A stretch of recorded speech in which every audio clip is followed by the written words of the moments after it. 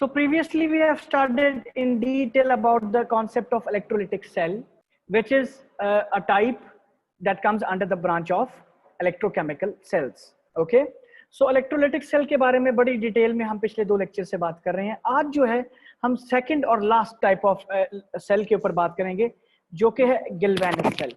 Galvanic cell थोड़ा सा different है. ओके, अब गैल्वेनिक सेल में सबसे पहला जो डिफरेंस है गैल्वेनिक सेल और इलेक्ट्रोलाइटिक सेल का, वो ये है कि electrolytic cell was a non spontaneous chemical reaction. It was giving a non spontaneous chemical reaction, यानी कि खुद ब खुद वो रिएक्शन स्टार्ट नहीं होता. It needed some external force. और इलेक्ट्रोलाइटिक सेल के केस के अंदर external force was what? The electric circuit. The battery was the electronic जो एक्सटर्नल सोर्स था. लेकिन गैल्वेनिक सेल में थोड़ा सा फर्क है. गैल्वेनिक सेल वाहिद सेल है जिसमें इलेक्ट्रिकल एनर्जी रिक्वायर नहीं करती केमिकल रिएक्शन शुरू करवाने के लिए, बल्कि केमिकल रिएक्शन जो है उससे इलेक्ट्रिकल एनर्जी प्रोड्यूस होती है. इलेक्ट्रोलाइटिक सेल में तो हम ये पढ़ रहे थे ना कि इलेक्ट्रिकल एनर्जी से रिएक्शन शुरू हो रही है. ये इलेक्ट्रोलाइटिक सेल का बता रहा हूं मैं. लेकिन गैल्वेनिक सेल के अंदर what is happening? This is happening that reaction से जो है क्या हो रहा है? इलेक्ट्रिकल एनर्जी प्रोड्यूस हो रही है. और इसका जो हमें एविडेंस क्या मिलता है? इसका एविडेंस हमें मिलता है from the concept that it lights up a bulb. Okay, so electrolytics electrochemical cell in which a spontaneous chemical reaction, spontaneous और नॉन स्पॉन्टेनियस का कॉन्सेप्ट हम पहले ही पढ़ के आ चुके हैं कि what is the idea of a spontaneous chemical reaction, what is the idea of a non-spontaneous chemical reaction. We have already studied it in detail. तो स्पॉन्टेनियस केमिकल रिएक्शन जो खुद ब खुद स्टार्ट हो जाता है, जो खुद ब खुद इनिशिएट हो जाता है, उसको एक्सटर्नल फोर्सेस की, एक्सटर्नल कंडीशंस की जरूरत नहीं पड़ती. अच्छा, फिर अगर नहीं पड़ती तो स्पॉन्टेनियस केमिकल रिएक्शन को हम क्या कहते हैं? हम गैल्वेनिक सेल भी कहते हैं या वोल्टाइक सेल भी कहते हैं. क्या कहते हैं? गैल्वेनिक सेल या वोल्टाइक सेल भी कहा जाता है. इसकी सबसे अच्छी एग्जांपल है डैनियल सेल. कौन सा सेल? Daniel cell. अब डैनियल सेल कोई सेल स्पेसिफिकली तो नहीं है, लेकिन ये अपने उसके नाम के ऊपर है. Daniel, the scientist who made this cell, his name was Daniel. Okay, इसको गैल्वेनिक सेल भी कहा जाता है, वोल्टाइक सेल भी कहा जाता है. फिर रिपीट कर लेते हैं जल्दी से कि गैल्वेनिक सेल क्या होता है. गैल्वेनिक सेल होता है एक स्पॉन्टेनियस केमिकल रिएक्शन होता है. पहला फर्क ये है गैल्वेनिक सेल और इलेक्ट्रोलाइटिक सेल का. इलेक्ट्रोलाइटिक सेल के अंदर नॉन स्पॉन्टेनियस केमिकल रिएक्शन और गैल्वेनिक सेल के अंदर स्पॉन्टेनियस केमिकल रिएक्शन. ओके, दूसरे डिफरेंस के ऊपर बात करते हैं. आपकी स्क्रीन के ऊपर आपको बड़ा विजिबल हो रहा होगा कि इलेक्ट्रोलाइटिक सेल के अंदर तो बेटा in electrolytic cell we used to have just one beaker, और उसके अंदर जो थे वो 2 इलेक्ट्रोड्स डिप थे, और उसको हमने एक्सटर्नली कनेक्ट कर दिया था बैटरी से और इसको इलेक्ट्रोलाइट में डिप कर दिया. तो एक ही बीकर के अंदर, एक ही सिस्टम के अंदर एक ही कॉन्सेप्ट था, एक ही आइडिया था, और एक ही जो था सिस्टम था, एनवायरनमेंट था, जिसके अंदर 2 बीकर्स को मैंने 2 बीकर्स कह रहा हूँ, 2 इलेक्ट्रोड्स को मैंने डिसॉल्व कर दिया, डिप कर दिया. ओके, लेकिन दूसरा डिफरेंस गैल्वेनिक सेल और इलेक्ट्रोलाइटिक सेल का ये है, आप जरा अपनी स्क्रीन के ऊपर देखें. सबसे बड़ा दूसरा डिफरेंस है 2 डिफरेंट बीकर्स है, 1 and 2. ये 2 डिफरेंट बीकर्स के अंदर 2 इलेक्ट्रोड्स को मुख्तलिफ डिप किया गया है. एक ही बीकर के अंदर जो है डिप नहीं किया गया दोनों इलेक्ट्रोड्स को. हाँ, एक कैथोड एक एनोड तो है, लेकिन they are not in the single environment, they are not in the single beaker, they are not in the same system. This means दूसरा डिफरेंस हमें पता चला इलेक्ट्रोलाइटिक सेल और गैल्वेनिक सेल के अंदर कि इलेक्ट्रोलाइटिक सेल में एक ही बीकर, एक ही इलेक्ट्रोलाइट और 2 ही इलेक्ट्रोड्स उसके अंदर डिप्ड हैं. लेकिन गैल्वेनिक सेल के अंदर पहला डिफरेंस तो था वो स्पॉन्टेनियस केमिकल रिएक्शन. दूसरा डिफरेंस ये 2 डिफरेंट बीकर्स हैं, उसके अंदर 2 डिफरेंट इलेक्ट्रोड्स हैं, उसके अंदर 2 डिफरेंट इलेक्ट्रोलाइट्स हैं. This is the concept behind. थोड़ा सा डिफरेंस जो है गैल्वेनिक सेल और जो है आपका इलेक्ट्रोलाइटिक सेल का ये है. अब फिर एक नई चीज भी आपको नजर आ रही, ये सॉल्ट ब्रिज. सॉरी, ये सॉल्ट ब्रिज. ये क्या है? ये देखिए यू शेप जो है, जो दोनों बीकर्स को ज्वाइन कर रहा है. स्क्रीन के ऊपर जरा देखें, जो दोनों बीकर्स को ज्वाइन कर रहा है, that is called a salt bridge. आगे चल के देखेंगे इसका कॉन्सेप्ट क्या, ये क्या होता है, what is actually a salt bridge. Okay, इसको भी हम आज देखेंगे. तो 3 मुख्तलिफ डिफरेंसेस हमने देखे इलेक्ट्रोलाइटिक सेल के और गैल्वेनिक सेल के. पहला एक स्पॉन्टेनियस रिएक्शन करता है, दूसरा नॉन स्पॉन्टेनियस रिएक्शन करता है। दूसरा डिफरेंस क्या था, एक सिंगल बीकर के अंदर रिएक्शन हो रहा है, दूसरे के अंदर 2 बीकर्स के अंदर रिएक्शन हो रहा है। और तीसरा और सबसे बड़ा मेजर डिफरेंस क्या था, the third and the biggest most difference is this, that इसके अंदर गैल्वेनिक सेल के अंदर सॉल्ट ब्रिज होता है, लेकिन इलेक्ट्रोलाइटिक सेल के अंदर सॉल्ट ब्रिज नहीं होता। ये सॉल्ट ब्रिज क्या होता है, इसको कैसे बनाया जाता है, इसमें क्या हो रहा है, इसका क्या आइडिया है, इसका क्या कॉन्सेप्ट है, वो भी हम आज डिटेल में देखेंगे। इसकी केमिस्ट्री के ऊपर बात करेंगे। अब तक हम कंस्ट्रक्शन के ऊपर बात कर रहे थे, अब हम इसकी केमिस्ट्री के ऊपर बात करते हैं। आइए चलते हैं नेक्स्ट स्लाइड की तरफ। इसकी सबसे बड़े एग्जांपल, जैसे कि पहले मैं बता चुका हूं, the biggest example is the Daniel cell. What it is, the Daniel cell. What is the Daniel cell? इसमें 2 कंपार्टमेंट्स उसने बना दिए, ठीक है। अब 2 कंपार्टमेंट्स जब उसने बना दिए तो what it has done this, कि since 2 compartments have been made, एक कंपार्टमेंट ये है, कंपार्टमेंट का मतलब एक बीकर ये है, एक बीकर ये है, ठीक है। एक बीकर के अंदर एक इलेक्ट्रोड उसने डिप कर दिया, दूसरे बीकर के अंदर जो है उसने दूसरा इलेक्ट्रोड जो है वो डिप कर दिया। ये देखिए, अब सवाल ये आता है कि हमें कैसे पता चलेगा कि एक इलेक्ट्रोड है एक कैथोड है, क्योंकि उसने तो सिंपल जस्ट डिप कर दिया है और हमने तो इसको किसी बैटरी से कनेक्ट भी नहीं किया। अगर तो बैटरी से कनेक्ट किया था तो पॉजिटिव एंड को हम एनोड कह देते, नेगेटिव एंड को हम कैथोड कह देते, लेकिन यहाँ पे तो चूंकि बैटरी से कनेक्ट किया ही नहीं है, तो how we are going to understand कि एनोड क्या है, कैथोड क्या है? तो इसका रेफरेंस हमें इसकी केमिस्ट्री से मिलता है। डैनियल सेल की जब हम केमिस्ट्री देखते हैं उससे पता चलता है। इस स्लाइड के ऊपर मैं दोबारा आऊंगा after going through the chemistry. जरा एनोड आप देख लें, एनोड को उसने जिंक कहा है, कैथोड कंपार्टमेंट कॉपर का कहा है, कॉपर का इलेक्ट्रोड। अब क्यों उसने जिंक को एनोड कहा है, क्यों उसने कॉपर को कैथोड कहा है, आइए इसके ऊपर गुफ्तगू करते हैं जब इसकी हम केमिस्ट्री के ऊपर बात करते हैं, ठीक है। एनोड जो है उसने कह दिया जिंक को और कैथोड कॉपर को। अब chemistry, very wonderful, very interesting and very technical. जरा बड़े ध्यान से मैं वर्ड टू वर्ड आपके साथ पढ़ूंगा, क्योंकि सिंपल ये रीडिंग का कॉन्सेप्ट तो है लेकिन समझने से भी ताल्लुक रखता है, ठीक है। चलें मैं इसको आपके साथ अंडरलाइन करके वर्ड टू वर्ड पढ़ते हैं। Copper has the more tendency of undergoing in reduction reaction than that of zinc. अब ये पहली लाइन के ऊपर जरा गौर कीजिएगा, कॉपर रिडक्शन रिएक्शन शो करता है। अब रिडक्शन क्या था, लोगी LOGEH, यानी कि बड़े ध्यान से समझिए इस बात को, यानी कि दिस मीन्स कि कॉपर जो है, कॉपर Cu, वो रिडक्शन शो कर रहा है, रिडक्शन शो कर रहा है।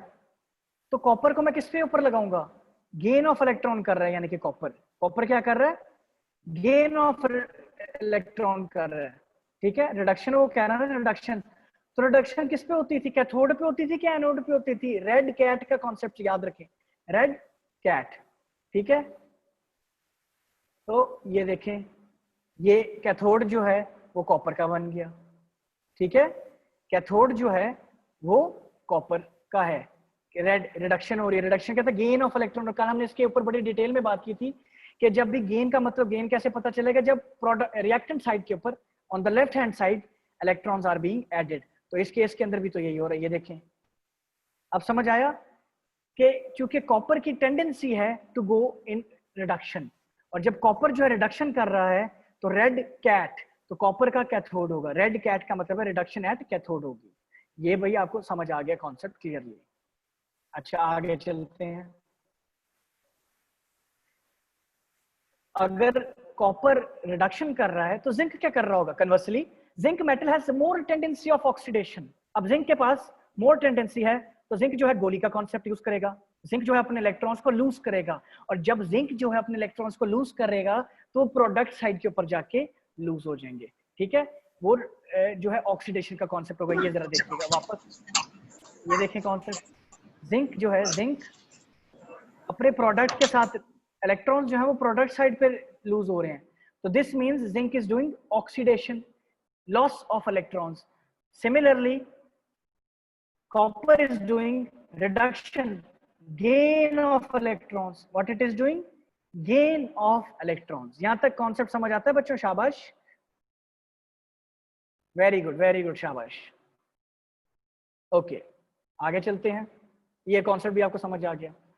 ये जनरल नॉलेज के सवाल है, ये भी जल्दी से मैं गो थ्रू करते हैं। Most of us know that metallic atoms stay in the solid form in the metal body. Obviously ये तो हमें पता है कि मेटल के जो एटम्स हैं वो तो सॉलिड स्टेट में होते हैं, whereas metallic ions always dissolved in aqua solution. Aqua solution का मतलब है एक्वा वाटर से निकला।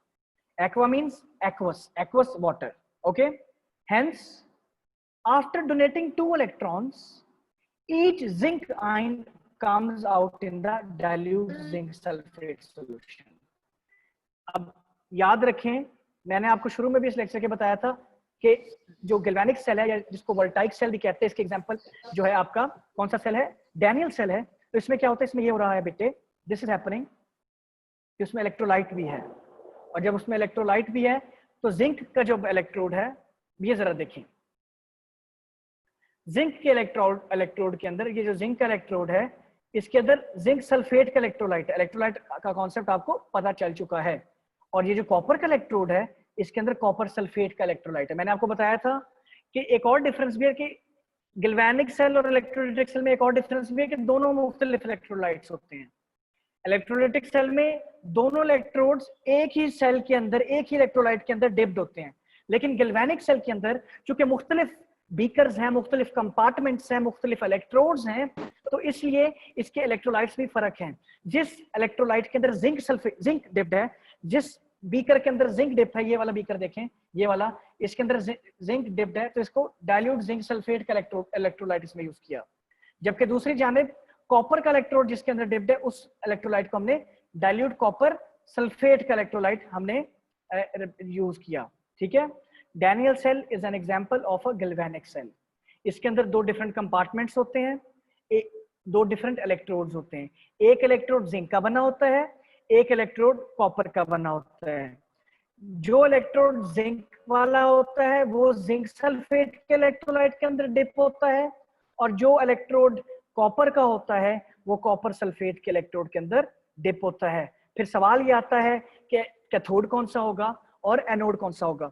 तो ये सवाल भी ये गैल्वेनिक सेल जो है गैल्वेनिक सेल हमें क्लियर करता है कि कॉपर के पास जो है टेंडेंसी है रिडक्शन शो करने की।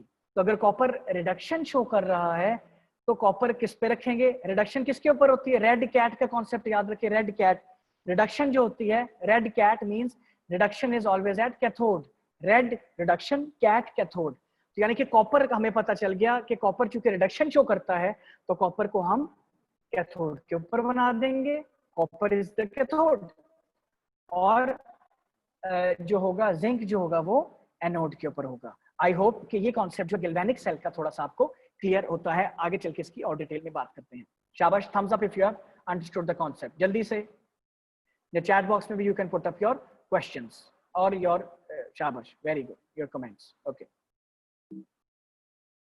अब सॉल्ट ब्रिज एक बात थी। सॉल्ट ब्रिज में एक क्लास में, इससे पहले कि मैं आगे चलूं, I was observing in a class as a member of the discipline committee। तो वन क्लास में मैं चला गया ऐसे ही रैंडम चेक करने के लिए।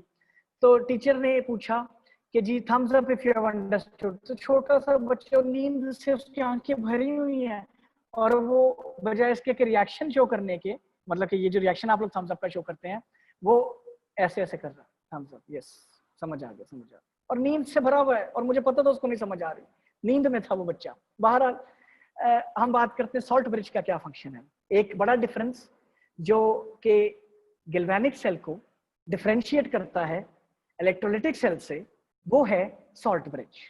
जरा स्क्रीन की तरफ देखें, ये वाला ब्रिज, ठीक है। अब ये क्या करता है, इसके ऊपर भी गुफ्तगू करते हैं। सॉल्ट ब्रिज का मकसद क्या है, ठीक है, what is actually salt bridge doing. तो इसकी भी डिटेल मैंने आप लोगों के लिए स्पेसिफिकली लिखी थी। तो सॉल्ट ब्रिज के लिए आप क्या करते हैं, पढ़ते हैं सॉल्ट ब्रिज। लेकिन पहले इससे, सॉल्ट ब्रिज से पहले हम इसके ऊपर बात करते हैं कि करंट कैसे प्रोड्यूस होता है। एक हमने अब कैथोड बना लिया, एक एनोड बना लिया, अब इससे करंट कैसे प्रोड्यूस हो रहा है। अब ये देखें, the electrons released in the zinc rod. Zinc rod में जो इलेक्ट्रॉन्स रिलीज हुए थे, जिंक एनोड था, वहां से इलेक्ट्रॉन्स जो थे वो रिलीज हुए थे, will travel through the external circuit, बाहर से वो जो तारों से जोड़ा था मैंने, connected between zinc and copper rods on reaching in the copper sulfate solution। अब वो जो रॉड्स थे वो कॉपर सल्फेट के सोल्यूशन के अंदर चले गए थे। ये देखिए इस तरह से सोल्यूशन था, ये डिप कर दिए, ये सॉल्ट ब्रिज है, और ये जो है ये तार के साथ कनेक्टेड थे, ठीक है। तो जो यहाँ से इलेक्ट्रॉन्स मूव हुए वो एक्सटर्नली मूव करेंगे, यहाँ से एक्सटर्नल मूव करके वो कॉपर सल्फेट के सोल्यूशन के अंदर जब चले जाएंगे तो फिर क्या होगा, through copper rod these electrons neutralize the copper ions in the solution. Solution के अंदर तो कॉपर सल्फेट था, सल्फेट की आयंस अलग थी, कॉपर की आयंस अलग थी, ये हम लोग आयनाइजेशन पढ़ के आ चुके हैं, ठीक है। Hence these ions will become copper atoms. अब जब वो उसको न्यूट्रलाइज कर देंगे, ये इलेक्ट्रॉन जब यहाँ से मूव कर रहे थे एनोड से कैथोड की तरफ, तो वो क्या कर रहे थे, इलेक्ट्रॉन्स मूव कर रहे थे। जब इलेक्ट्रॉन्स मूव कर रहे थे तो करंट प्रोड्यूस हो रहा था। तो ये सवाल का जवाब है कि करंट किस तरह प्रोड्यूस हो रहा है गैल्वेनिक सेल के अंदर, एक जगह से दूसरी जगह electrons are moving, okay, electrons are moving. Salt bridge की बात करते हैं। जब सॉल्ट ब्रिज की बात करूंगा, I will repeat again the whole concept again, आपको जो है क्लियर आ जाएगा, ठीक है। Still we have 20 minutes, okay. अब गैल्वेनिक सेल में सॉल्ट ब्रिज का क्या फंक्शन है, जाहिर बात है कि हम इसका फंक्शन के ऊपर तो बात करेंगे, लेकिन इमेजिन करते हैं पहले कि कोई सॉल्ट ब्रिज नहीं है गैल्वेनिक सेल के अंदर, ठीक है। गैल्वेनिक सेल के अंदर there is no salt bridge. आगे बात करते हैं, ये सिर्फ एक हाइपोथेटिकल सिचुएशन बता रहा हूँ इसके सॉल्ट ब्रिज की अहमियत बताने के सूरत में।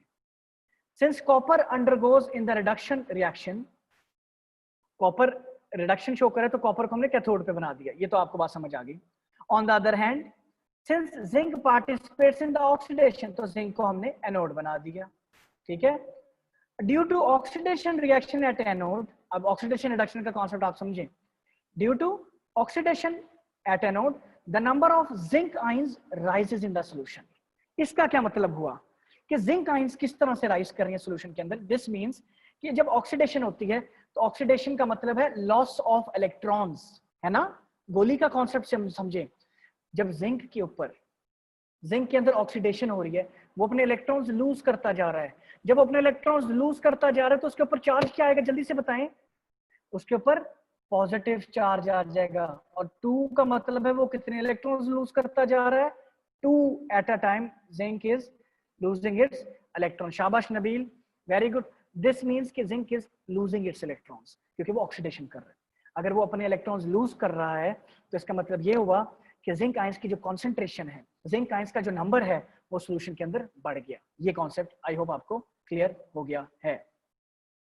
इसके बाद hence the positive charge of the zinc sulfate solution increases। obviously जाहिर बात है, जब जिंक पॉजिटिव 2 की जो है क्वांटिटी बढ़ रही है, आयंस आर इंक्रीजिंग, तो फिर जिंक पॉजिटिव चार्ज जो होगा जिंक सल्फेट सॉल्यूशन के अंदर क्या करेगा, बढ़ेगा कि कम होगा, बढ़ेगा। क्यों बढ़ेगा, क्योंकि जिंक 2 पॉजिटिव आयन की जो है कॉन्सेंट्रेशन जो है वो बढ़ रही है। एट द सेम टाइम उसी टाइम के ऊपर जब जिंक की आयन की कॉन्सेंट्रेशन बढ़ रही है तो वॉल्यूम ऑफ जिंक रॉड भी डिक्रीज कर रहा है। क्यों डिक्रीज कर रहा है, अब ये कॉन्सेप्ट समझते हैं। जिंक आयन क्यों डिक्रीज कर रहा है, जिंक आयन की कॉन्सेंट्रेशन, जिंक रॉड क्यों डिक्रीज कर रहा है, क्योंकि भाई उसके अंदर से तो आयंस निकलती जा रही है। जिंक 2 पॉजिटिव जो है उस रॉड के अंदर से, ये देखें अगर ये जिंक रॉड है तो इसके अंदर से आयंस निकलती जा रही हैं, डिस्चार्ज होती जा रही हैं, डिस्चार्ज होती जा रही हैं और सॉल्यूशन के अंदर जाती जा रही हैं। तो इस रॉड के ऊपर क्या असर पड़ेगा, इस रॉड का मैस कम होगा कि बढ़ेगा। शाबाश, जल्दी से बताएं चैट बॉक्स के अंदर। कम होगा। कम होगा, जाहिर बात है। शाबाश, वेरी गुड। तो इसका मतलब at the same time the volume of the zinc rod decrease, क्योंकि इसके अंदर से तो आयंस निकल रही हैं, और जब इसके अंदर से आयंस निकलती जा रही है, कौन सी आयंस निकल रही है, पॉजिटिव आयंस निकल रही हैं, और वो सॉल्यूशन के अंदर जिसके अंदर मैंने इसको डिप किया हुआ है उस सॉल्यूशन के अंदर वो आयंस जा रही हैं और वो सॉल्यूशन पॉजिटिव होता जा रहा है। क्यों पॉजिटिव होता जा रहा है, क्योंकि पॉजिटिव जिंक पॉजिटिव आयंस, ये देखिए स्क्रीन की तरफ, zinc 2 positive ions are discharging from this rod, sorry to into which, into the solution, और सॉल्यूशन में पॉजिटिव आयंस की शरह, पॉजिटिव आयंस की क्वांटिटी बढ़ रही है। लेकिन जब पॉजिटिव आयंस की क्वांटिटी बढ़ रही है तो उसी टाइम के ऊपर एट द सेम टाइम इस रॉड की जो है क्वांटिटी क्या कर रही है, जल्दी से बताएं, इस रॉड की क्वांटिटी डिक्रीज करे। शुक्र है, शाबाश, वेरी गुड, डिक्रीज करे। ये कॉन्सेप्ट समझ आता है, शाबाश, वेरी गुड, जीते रहें। आगे चलते हैं, आगे चलते हैं। अब एक हमें एनोड का पता चल गया कि जिंक के कॉन्सेप्ट हमें पता चल गया, जिंक कम हो रहा है। अब आगे चलते हैं कि दूसरी जानिब जो दूसरा बीकर है उसमें क्या कहानी चल रही है, उसमें क्या स्टोरी चल रही है। अच्छा जी, अब बड़े मजे की बात है, due to the reduction reaction. अब रिडक्शन का मतलब है कि कॉपर जो आइंस थी वो गेन कर रही हैं इलेक्ट्रॉन्स, है ना, लोगी का कॉन्सेप्ट, गेन ऑफ इलेक्ट्रॉन्स। अब जब कॉपर की आइंस इलेक्ट्रॉन्स को गेन कर रही हैं तो वो स्टेबल हो रही हैं, है ना, और जब वो स्टेबल हो रही हैं तो वो +2 से सिंपल Cu में जा रही हैं। किस में जा रही हैं? +2 से जो आइंस हैं वो कॉपर मेटल की फॉर्म में जा रही हैं। अब जब वो कॉपर मेटल, अब ये दूसरा बीकर को देखें जरा, कॉपर को देखें, ये कॉपर है, इसमें आइंस जो है वो न्यूट्रल होके वापस मेटल बना रही हैं, तो कॉपर रॉड के ऊपर क्या असर पड़ेगा? कॉपर रॉड पे जो आइंस पहले डिस्चार्ज हो चुकी थी अब वो मेटल बन के वापस उसके ऊपर वापस अट्रैक्ट हो रही हैं, रॉड के ऊपर साथ साथ अटैच हो रही है, तो रॉड का मैस, रॉड का वॉल्यूम, रॉड की क्वांटिटी बढ़, हाँ शाबाश, रॉड की quantity increases. Very good. This means कि एक जगह जिंक जो है, ये जिंक था, इसका मैस कम हो रहा था इलेक्ट्रोड का, लेकिन उसी और द सेम टाइम इसका जो मैस था कॉपर का उसका वो है डिक्रीज कर, इंक्रीज कर रहा था।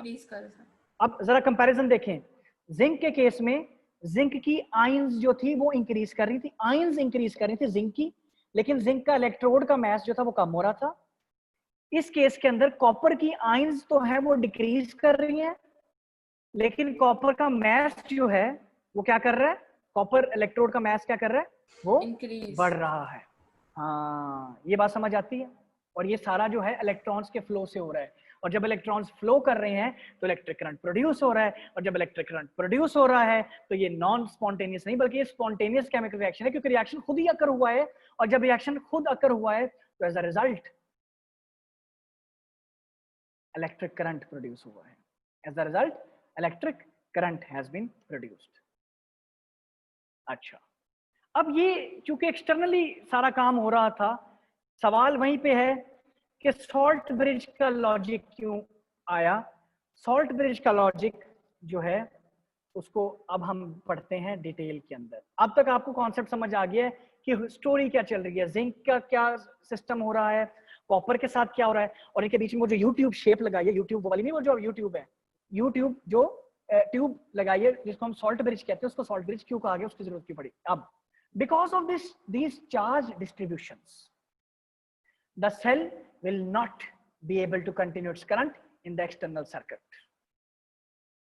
इसका मिसाल ऐसे ही है, ये जिंक था ना, जिंक का मैस कम होता जा रहा था और कॉपर का मैस बढ़ता जा रहा था इलेक्ट्रोड का। एक टाइम आएगा कि जिंक का मैस इतना कम हो जाएगा कि जिंक खत्म हो जाएगा। देखो जिंक तो नजर ही नहीं आ रहा, स्क्रीन पे नजर आ रहा है, जिंक नहीं आ रहा।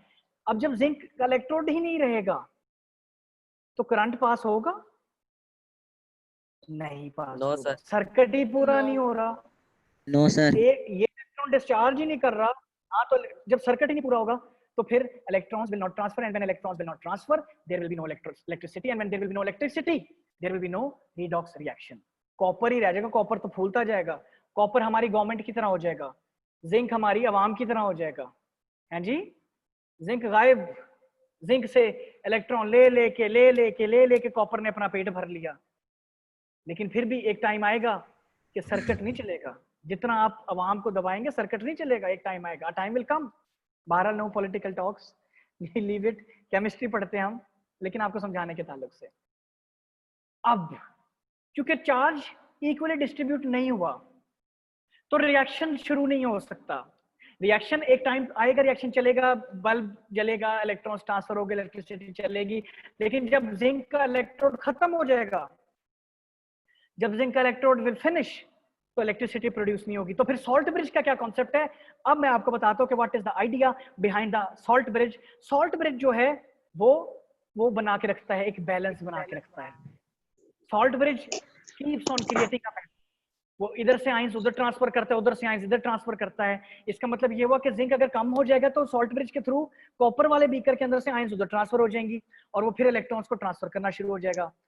जिंक जो है क्या है, जिंक इज लाइक आवर, जो है वो जिंक मेंटेन रखता है discipline. Zinc is like a discipline, जो salt bridge, sorry, salt bridge is like the discipline committee of Saint Anthony's high school. ठीक है, सॉल्ट ब्रिज दोनों की तरफ जो है वो एक बैलेंस कायम रखता है। ठीक है, अब आगे चल के हम देखेंगे कि वो कैसे। Therefore redox reaction stops। अभी सॉल्ट ब्रिज नहीं था, अब आएगा कि सॉल्ट ब्रिज का कॉन्सेप्ट की जरूरत पड़ा। But when we placed a salt bridge in between these two sulphate solutions, एक कॉपर सल्फेट का सॉल्यूशन था, एक जिंक सल्फेट का सॉल्यूशन था। अब इन दोनों के सॉल्यूशन को मैंने जोड़ने के लिए मैंने सॉल्ट ब्रिज ऐड कर दिया। बेटा हु इज स्पीकिंग?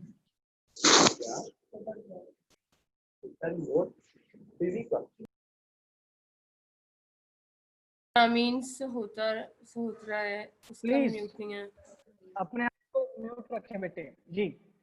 अब क्या होगा, इन दोनों सॉल्यूशन, सल्फेट सॉल्यूशन, एक जिंक सल्फेट एक कॉपर सल्फेट, जिंक सल्फेट के सॉल्यूशन में जिंक का इलेक्ट्रोड है, कॉपर सल्फेट के सॉल्यूशन के अंदर कॉपर का सल्फेट, कॉपर का इलेक्ट्रोड है। और इन दोनों को जोड़ने के लिए, ज्वाइन करने के लिए एज अ ब्रिज मैंने सॉल्ट ब्रिज यूज किया। क्यों? अब आगे पढ़ते हैं। मैं वैसे बता चुका हूं क्यों यूज किया, लेकिन हम इसको दोबारा देखते हैं डिटेल में। This is because the sodium ions dissolve inner the copper sulfate solution from the salt to neutralize it। अब उसको neutralize कर देती है। On the other hand, the sulfate ions of the salt come out in the zinc sulfate solution, hence it makes the deficiency of negative sulfate in respect of positive zinc ions। वही मैंने आपको जैसे कि बताया कि चूंकि zinc ions बढ़ जाती है तो उनके अंदर डेफिशिएंसी आ जाती है, किसकी? सल्फेट आयंस की। तो फिर उनको न्यूट्रलाइज करने के लिए सॉल्ट ब्रिज दूसरे बीकर से आयंस लेता है, उसको पुट अप कर देता है, पहले बीकर से दूसरे जो है क्या कहते हैं बीकर में आयंस को ट्रांसफर करता है। क्यों? सॉल्ट ब्रिज का आइडिया क्या है? To maintain a balance. Therefore the zinc sulphate solution also becomes neutral, hence the current will continue to flow till the circuit remains closed and the zinc remains in the anode। Zinc को neutralise रखने के लिए salt bridge इस्तेमाल होता है। ये देखें जरा, ये देखें, ये सॉल्ट ब्रिज का कॉन्सेप्ट देखें, ठीक है? This is the idea of a salt bridge. Okay, ये जिंक यहां से आइंस जा रही हैं, ये पहले फर्स्ट वाली देखें, फिर इसके बाद ये सेकंड वाली, ये वाली देखें, ये जो है आपकी this one on the right hand side bottom, इसको देखें कैसे काम कर रही है। ठीक है, ये नेगेटिव आयंस यहाँ से ट्रांसफर करके, सल्फेट आयंस यहाँ से ट्रांसफर करके इस सोल्यूशन में चली जाती हैं। ठीक है, और क्या करती हैं? उसको न्यूट्रलाइज कर देती हैं, और उससे जब आयंस जो है वो न्यूट्रल, सोल्यूशन न्यूट्रल होता जाएगा, और जितना न्यूट्रल सोल्यूशन होगा उतना ही आपका एनोड जो है वो इलेक्ट्रॉन्स को ट्रांसफर करने में आसानी करेगा। और जब तक इलेक्ट्रॉन्स ट्रांसफर होते जाएंगे बिजली का सर्किट चलता रहेगा, और जब तक बिजली का सर्किट चलता रहेगा रिडॉक्स रिएक्शन भी जो है वो चलता रहेगा। सॉल्ट ब्रिज का मकसद क्या? सॉल्ट ब्रिज बैलेंस क्रिएट रखता है। It maintains, it creates, it keeps a balance between the two beakers by providing ions. कौन सी आयंस? Sulphate ions. ठीक है, बुक से पढ़ेंगे तो आपको इसको और इजीली समझ आ जाएगा। I hope it is pretty much clear. कोई सवाल है तो मुझसे पूछें, I will be happy to answer your questions.